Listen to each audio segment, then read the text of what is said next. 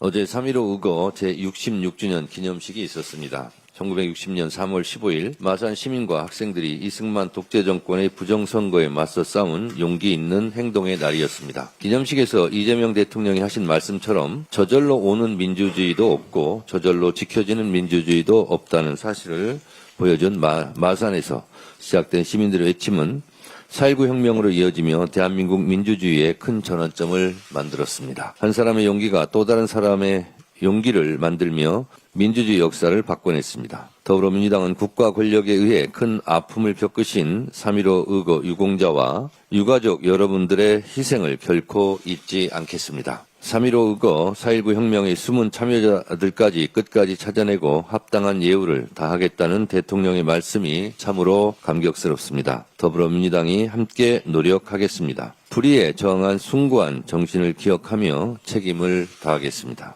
중동 상황 속에서 귀국하지 못했던 우리 국민 204명이 군 수송기로 무사히 고국의 품으로 돌아왔습니다. 작전명 사막의 빛, 혼란과 불안에 떨던 국민들에게 글자 그대로 희망의 빛이 되었습니다. 국민의 생명을 최우선으로 지켜내기 위해 군용기 투입을 적극 검토할 것을 지시하신 대통령의 결단이 무사 귀환을 가능하게 했습니다. 이번 작전은 국가의 존재 이유를 다시 한번 증명해 보였습니다. 정부와 군, 관계자 여러분의 헌신에 감사드립니다. 세계적인 불안정이 여전히 계속되고 있는 상황입니다. 외교안보부처 간 긴밀한 협조와 정보 공유, 국민안전 대책에 만전을 기해야 할 것입니다. 더불어민주당 또한 정부의 위기관리 역량이 10분 발휘될 수 있도록 국회 차원의 모든 협력을 아끼지 않을 것이며 국민 안전을 최우선 가치로 삼아 끝까지 소임을 다하겠습니다. 중동 상황에 따른 충격을 완화하고 자영업자, 소상공인 등 민생을 지원하기 위한 추경 편성이 본격 논의되고 있습니다. 유가와 환율이 동요하며 에너지와 금융시장 전반의 유동성이 날로 커지고 있어 이재명 대통령께서는 석유 가격 최고 가격제 시행과 추경 편성이라는 두 가지 특단의 카드를 꺼내 들었습니다. 유가 상승으로 어려움을 겪는 정유 유통 물류업계와 수출기업들을 지원하고 소상공인, 자영업자, 농어민, 서민을 보호하는 일이 시급합니다. 유가 안정도 타이밍, 환율 안정도 타이밍, 민생 안정도 타이밍입니다. 정치는 타이밍의 예술이라고 했습니다. 더불어민주당은 이재명 정부의 계획에 적극 찬성하며 이를 뒷받침하기 위해 총력을 다할 것입니다. 기획예산처에서 추가 국채 발행 없이 초과세수를 활용해 추경을 편성하겠다는 방침을 밝혔습니다.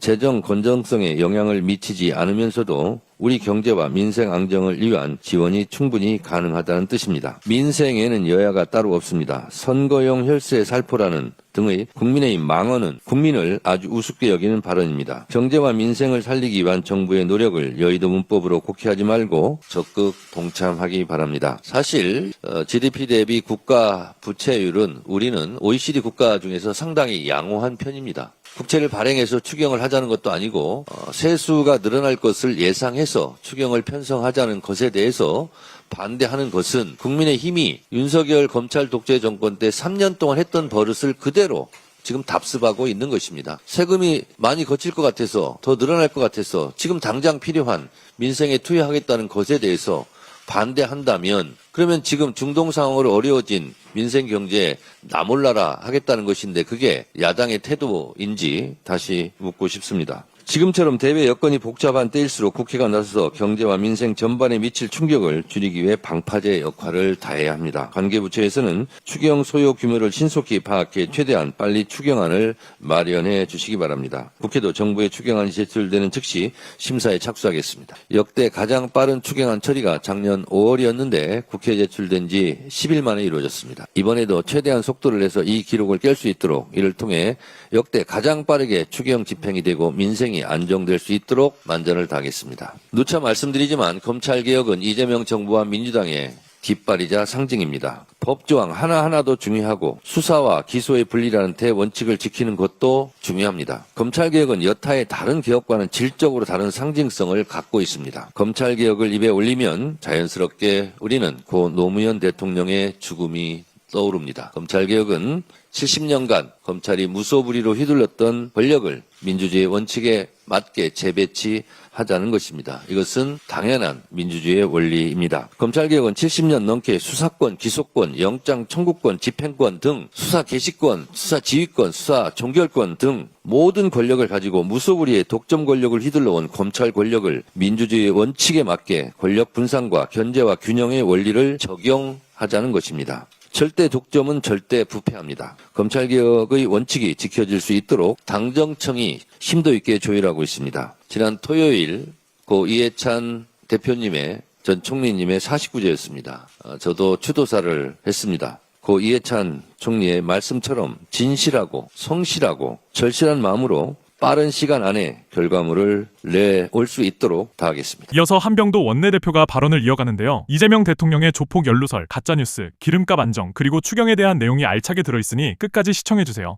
민주당은 윤석열 정치검찰이 자행한 조작기소의 전모를 낱낱이 밝혀내겠습니다. 자신들의 기득권과 안위만을 위해 헌법과 민주주의, 국민의 인권까지 모조리 짓밟은 정치검찰의 악행을 끝내겠습니다. 조작기소, 국정조사 요구서가 지난주 국회 본회의에 보고됐습니다. 민주당은 국정감사 및 조사에 관한 법률에 따라 국정조사 특위 구성을 위한 교섭단체 협의에 바로 착수하겠습니다.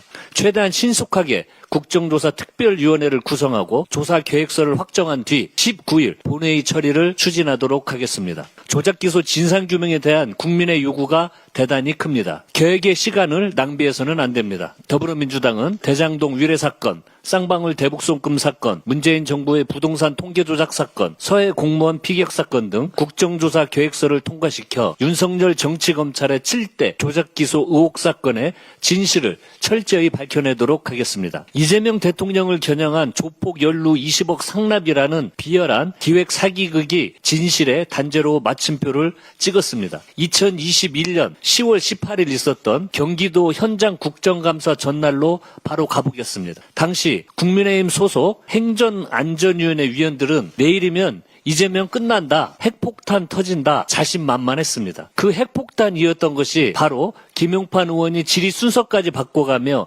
의기양양하게 펼쳐들었던 조폭 돈다발 사진이었습니다. 이후 민주당원과 지지자들께서 실시간 추적을 통해 진실을 찾아주셨고 그 내용이 국정감사장에 있던 제게도 전달되었습니다. 그 돈다발은 뇌물이 아니라 사채업자가 2018년에 돈 좀 벌었다며 SNS에 올린 허세용 사진에 불과했습니다. 반전을 거듭하는 이 황당한 정치 공방이 신성한 국정감사장에서 벌어진 일인가 안타까운 정치 현실이라고 말했던 기억이 지금 생생합니다.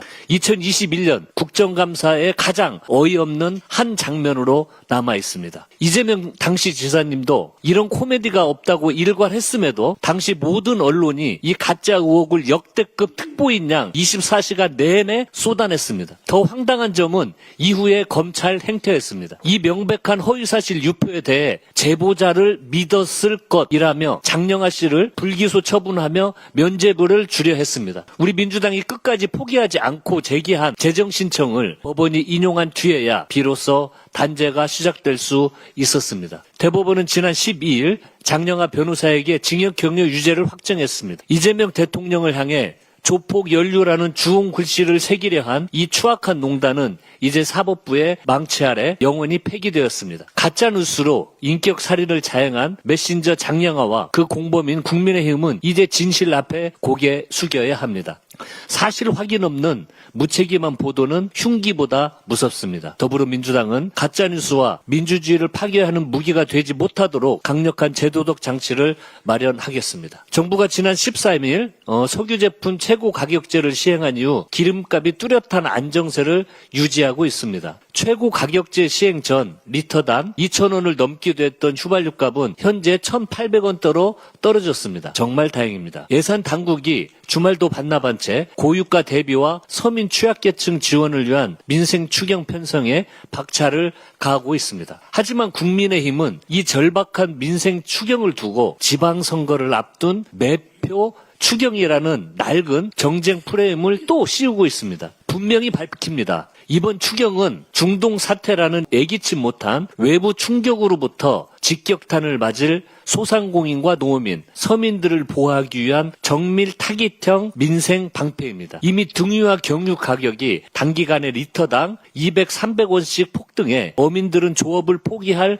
처지에 놓였고 서민들은 난방비 고지서 앞에 비명을 지르고 있습니다. 민생에 나중은 없습니다. 지금 적기에 재정을 투입해 소비 위축과 경기 하방을 막아내는 것이야말로 향후 더 큰 사회적 비용을 줄이는 가장 경제적인 해법입니다. 민주당은 정부가 추경안을 제출하는 즉시 신속 정확하게 심의 의결해서 민생의 숨통을 틔우겠습니다. 영상 잘 보셨나요? 검찰개혁과 민생 안정이 핵심이 되는 발언이었죠? 많은 시민들이 검찰개혁이 제대로 이루어질지 걱정이 많습니다. 부디 당과 정부가 힘을 합해 이번에야말로 국민들이 원하는 정치 꼭 해주시길 바라겠습니다. 검찰개혁과 민생 안정 모두 응원하신다면 구독, 좋아요 눌러주세요.